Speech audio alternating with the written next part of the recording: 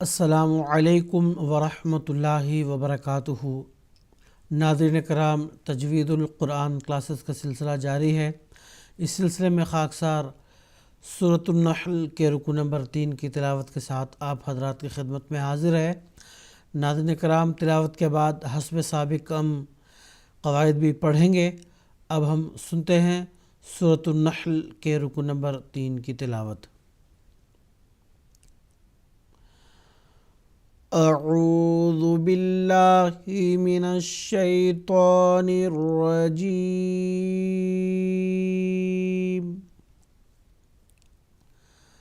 بسم اللہ الرحمن الرحیم۔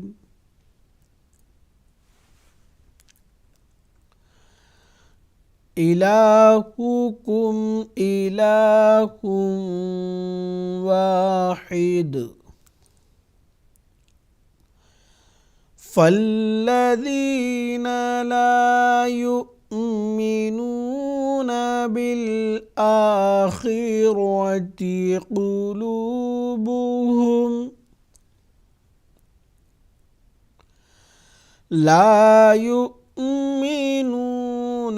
بالآخرۃ قلوبہم منکرۃ وہم مستکبرون۔ لا جرم ان اللہ يعلم ما يسرون وما يعلنون، انہ لا يحب المستکبرین۔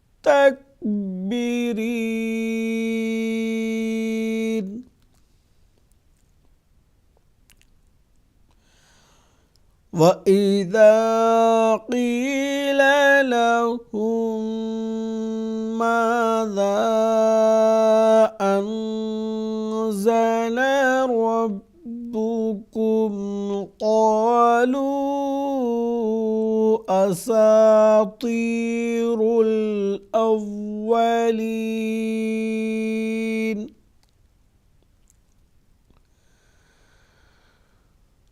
لِيَحْمِلُوا أَوْزَارَهُمْ كَامِلَةً يَوْمَ الْقِيَامَةِ وَمِنْ أَوْزَارِ الَّذِينَ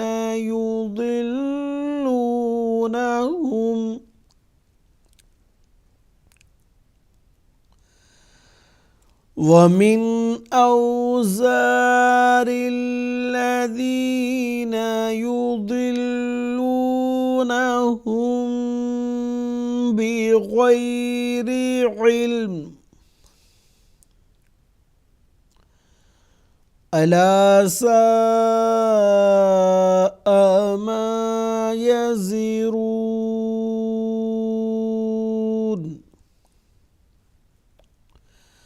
ناظرین کرام، اب تک آپ سورۃ النحل کے رکوع نمبر 3 کی تلاوت سن رہے تھے۔ اب ہم قواعد پڑھیں گے۔ الہکم الہ واحد، یہاں پہ جو ہا پر تنوین ہے اس کے ادغام واو میں ہوگا، اس وجہ سے یہاں ایک الف کے برابر غنہ کی آواز بھی ہوگی۔ اور ادغام کے لیے قاعدہ یہ ہے کہ نون ساکن اور تنوین کے بعد حروف یرملون میں سے کوئی ایک حرف آتا ہے تب ادغام ہوتا ہے۔ اور ادغام دو قسم کا ہے، ایک غنہ کے ساتھ، ایک غنہ کے بغیر۔ یہاں پہ غنہ کے ساتھ یعنی ایک الف کے برابر غنہ کی آواز بھی ہوگی۔ اس کے بعد علامت وقف جیم آنے کی وجہ سے یہاں ہم نے وقف کر دیا۔ وقف کرتے ہوئے قاعدہ وقف کے مطابق آخری جو متحرک حرف ہے اس کو ہم نے ساکن کر دیا۔ چنانچہ دال جو حروف قلقلہ میں سے ایک حرف ہے، یہ اگر جزم اس پر آ جائے تو قلقلہ کی صفت کے ساتھ اس کو پڑھنا لازمی ہوتا ہے۔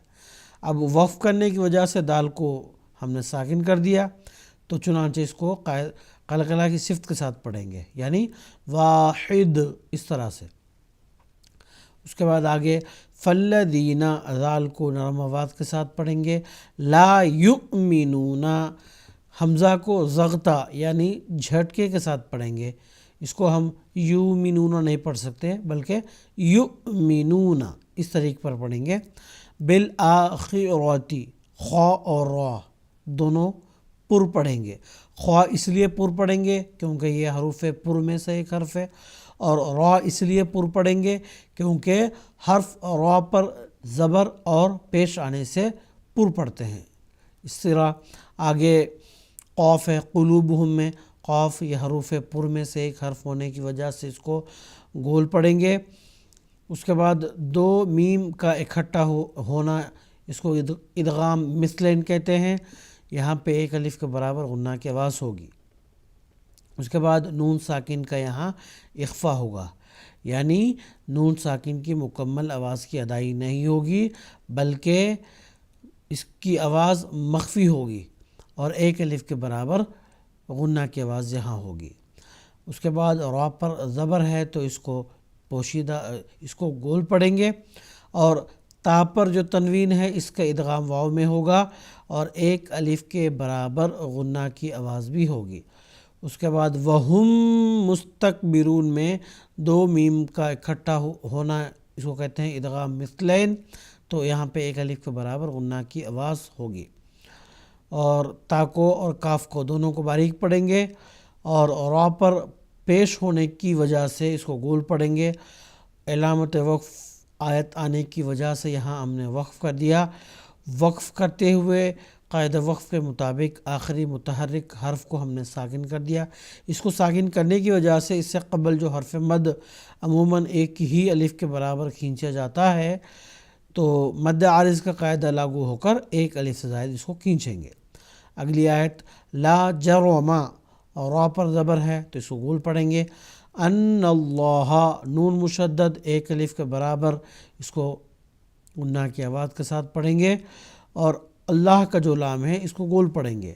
اللہ کا لام جو ہے اس کو گول اس وقت پڑھتے ہیں جب اس سے پہلے حرف پر زبر یا پیش آئے، تو نون پر دیکھیں یہاں زبر آیا ہے، اس وجہ سے اللہ کا جو لام ہے اس کو گول پڑھیں گے۔ یعلم ما یسرون، را پر پیش ہے لہذا اس کو گول پڑھیں گے۔ وما یعلنون، آخر پر علامت وقف تا آنے کی وجہ سے یہاں ہم نے وقف کر دیا۔ وقف کرتے ہوئے قاعدہ وقف کے مطابق آخری متحرک حرف کو ہم نے ساکن کر دیا۔ اس کو ساکن کرنے کی وجہ سے اس سے قبل حرف مد کو مد عارض کا قاعدہ لاگو ہونے کی وجہ سے ایک الف سے بڑھا کر زیادہ اس کو کھینچ کر پڑھیں گے۔ انہو میں نون مشدد ہے، ایک الف کے برابر اس کو غنہ کے آواز کے ساتھ پڑھیں گے۔ لا یحب المستکبرین، تا اور کاف دونوں حروف باریک پڑھیں گے۔